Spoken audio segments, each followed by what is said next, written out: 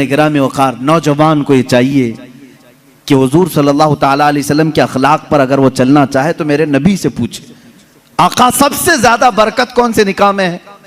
हुजूर ने फरमाया इन्न अअज़मन निकाहि बरकतन ऐसरुहु मऊनतन औ कमा क़ाल रसूलुल्लाह सल्लल्लाहु अलैहि वसल्लम।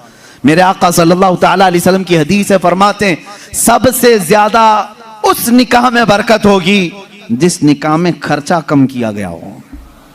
हुजूर पाक सल्लल्लाहु अलैहि वसल्लम ने फरमाया।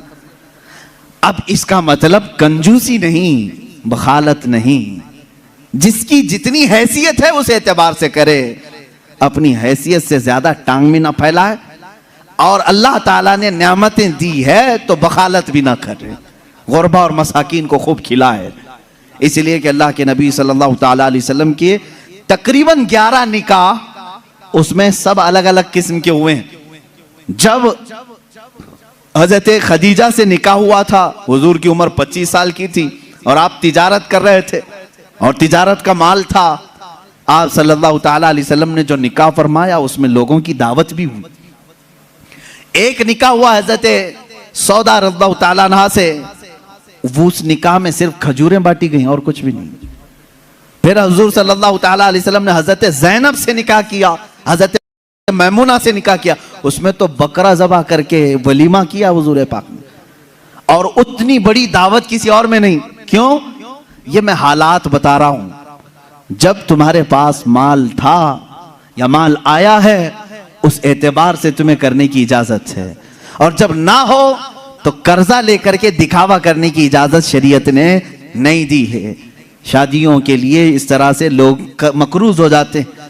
कई लोग ऐसे हैं जो अपनी पता नहीं अजीज अजीज चीजें उठाकर बेचते हैं, नहीं सिर्फ 4 लोगों में मुझे मुंह दिखाना रहता है, मुंह दिखाना रहता है, निकाह करना है बेटी का, निकाह करना है फलां का। और आज के मुआशरे से मैं नौजवानों से कहूंगा, मेरे सुनने वाले जितने नौजवान हैं, अगर नबी से मोहब्बत करते हो इस मिलाद में एक अज़म कर लो, एक अहद कर लो, हम में से जिसका निकाह होगा, हम जिससे निकाह कर रहे हैं, हम ससुर के लिए बला बन के नहीं उतरेंगे।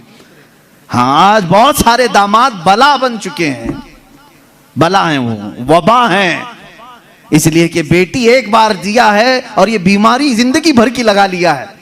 हाँ, कई लोग हैं ऐसे, कड़वी जरूर है मेरी बात, जिसने अपनी बेटी दिया है और वो पीछे लग गया है। कल ही एक खातून मेरे पास आई, शादी होकर के उसके 9 साल हुए हैं, बच्चे भी हैं। वो रोती हुई आई, कह रही है कि मेरी माँ, उसकी माँ बेवा है, उसके बाप का इंतकाल हो चुका था बरसों पहले, और बरसों पहले मेरे बाप की जो प्रॉपर्टी थी खानदानी, वो मेरी बेवा माँ को मिली है, वो कुछ लाख रुपए आ गए हैं। और जैसे ही मेरे घर में मालूम हुआ है, शौहर ने मुझे बाहर निकाल के घर भेजा है, जा तेरी अम्मा को जो प्रॉपर्टी में मिला है उसमें से 2 लाख मांग के लेके आ। मुआज़ल्लाह, भिखारियों से क्यों शादी करते हो? इस तरह के लोग जो अपनी औरत पर अपना महल सजाना चाहते हैं, उनकी हैसियत बहुत जलील है, बहुत जलील। मैं आपको बताऊं, तुम बर्बाद होना चाहते हो, जिसकी ख्वाहिश है वो मुझसे पूछ ले, मैं बता दूंगा।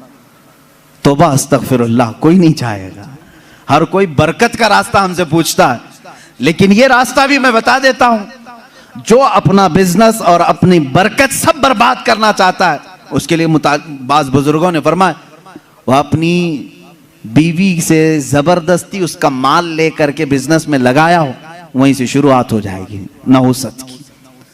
उसके दिल को तोड़कर जो माल ले जाकर के लगाओगे तो फिर वहां से, हाँ, बखुशी देना और बात है, पसंदीदगी के साथ देना और बात है।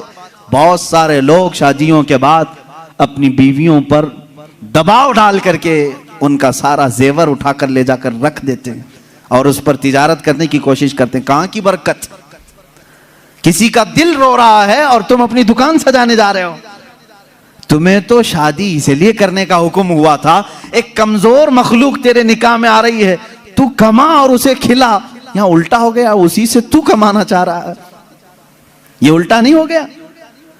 बहुत सारे लोग ये इंतजार में रहते हैं शादी होगी तो अभी मांगना क्या क्या है, कार मांगे कि बाइक मांगे और क्या क्या चीजें मांगे।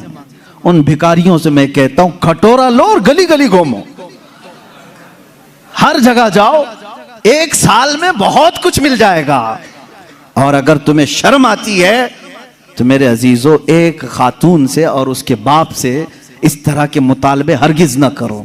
हाँ, मांगने के तरीके भी अलग अलग हैं। पहले खुलकर मांगते थे, बोलते थे ये चाहिए, लिस्ट आती थी, सारी लिस्ट आती है खातून के घर में, ससुराल। लेकिन अभी कुछ नहीं, हमारी कुछ भी ख्वाहिश नहीं है, एक अच्छी शादी करके भेजो, अच्छी शादी करो। अच्छी शादी का मतलब डेनिसन में होना चाहिए। मैं तो यहां नाम ले रहा हूं, तुम दबा करके अपनी ख्वाहिशों का जिक्र करो और उसी में दबे लफ्जों में सारी चीजें। हमको कुछ मत देना, अपनी बेटी को ही जो कुछ भी देना है दे दो, हम उस पर नहीं कहेंगे। और बाप बेटी को जो जो दे बाद में ताना मारेंगे, क्या तेरा बाप इतना नाअहल है, तुझे एक वॉशिंग मशीन नहीं दिया, तुझे एक पलंग नहीं दिया, तुझे एक तिजोरी नहीं दिया, तुम तो कह रहे थे कुछ नहीं चाहिए। अजीजा ने गिरामी, ये भी तरीका भीख मांगने का ही है। भीख मांगने, ये जहेज की लानतों को खत्म करो। जो वो अपनी खुशी से ले आए वो उसका माल है, तुम्हारा नहीं। औरत जो अपने घर से लाती है वो उसका खुद का माल है, शोहर का नहीं, ना ससुराल का है। औरत जब तक चाहे उसे इस्तेमाल करे, वो इजाजत दे तो दूसरे इस्तेमाल करें। तुम शरीयत का मसला समझते हो? अगर उसकी इजाजत के बगैर किसी दूसरे ने इस्तेमाल किया उसके माल को, कल क़यामत के दिन उसकी पकड़ होगी, उसकी नेकियां जब्त की जाएंगी, तुम हुकूकुल इबाद में गिरफ्तार हो जाओगे। ये मसाइल हल्के नहीं हैं। इसलिए मेरे अजीजों, वो और होंगे। मुझे यहाँ मालूम है कि ये रिवाज क्यों आए जानते हैं? यहाँ पर हिंदुओं के यहाँ ये माहौल है, जहेज की रस्म बहुत खतरनाक बला है उनके यहाँ। आज भी औरतें जलाई जाती हैं जहेज के नाम पर। बाज स्टेट ऐसे हैं आज वहां जहेज के नाम पर बहुत खतरनाक मामलात ससुराल वाले करते हैं। ये रस्म और रिवाज पहले से चली आई, जिसकी वजह से आप लोगों ने ये अडॉप्ट किया। वरना मैं कहता हूं नौजवानों को, अरब में जाओ, शादी करना मुश्किल हो जाएगा।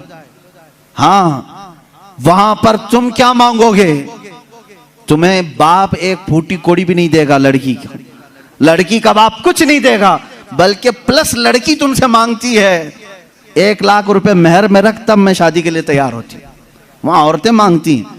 सऊदी में तो आधा किलो पाव किलो सुन्ना मेहर में देना पड़ता है। बेचारे कितने नौजवान ऐसे कमाते कमाते मेहर की रकम 40 साल के हो जाते हैं। बाहर वहां अरब में आज भी ये रिवाज, औरत का हक है मांगना, मर्द क्या मांगेगा? यहां जो हमारा माशरा बदला है उसकी वजह हमारी सोहबत है, जो देख रहे हैं हम इधर उधर। ये सोहबत का असर है जो तुम्हारे यहां जहेज की लानत आ गई। इसे निकालो अपने हाथ से। और किसी भी औरत के घर उसके बाप पर बला बन करके नाजिल ना हो। जब तुम बाप बनोगे तुम्हें पता चलेगा एक जिगर के टुकड़े को, बेटी को रुखसत करना कितना सख्त तरीन मामला होता है। मेरे अजीजों, जिन बच्चियों को हम अपने गोदों में पाले होते हैं, उन्हें बड़ी किए होते हैं, उन्हें पढ़ाए होते हैं, खिलाए होते हैं, हर ईद बकरीद पर उन्हें पहनाए होते हैं, इन नन्ही सी कलियों को जब बाप रुखसत करता है तो उसका कलेजा टूट जाता है। फिर तुम जानते नहीं, उसके घर से पूरी की पूरी जात लेकर के आ रहे हो, फिर उस पर प्लस तुम्हें और माल भी चाहिए, पैसे भी चाहिए। क्या ये रिवाज हमारे यहाँ नहीं है? रस्म करो तो लड़की के घर में, शादी करो तो लड़की के घर में। पूरे इस कार्यक्रम में सिर्फ वलीमा एक ही है जो मर्द के घर में होता है, बाकी क्या है? सब औरत के घर में करना है। बच्चा हो जाए चिल्ला उसके घर में। हाँ, जितने भी रस्म है, अरे शादी की तारीख फिक्स करनी है, तुम अपने घर में भी तो करा सकते थे, नहीं लड़की के घर में ही करेंगे जाके। जब जब जाएं पूरे खानदान को लेकर उतर जाएं, राशन खत्म हो जाए। ये बला नहीं है तो और क्या है? घर के किचन पर मुसीबत नाजिल होती है हर महीने 2 महीने में। ये इस तरह की हरकत किसी एक घर के साथ जो हो रही हैं, इस सिलसिले को कब खत्म करें?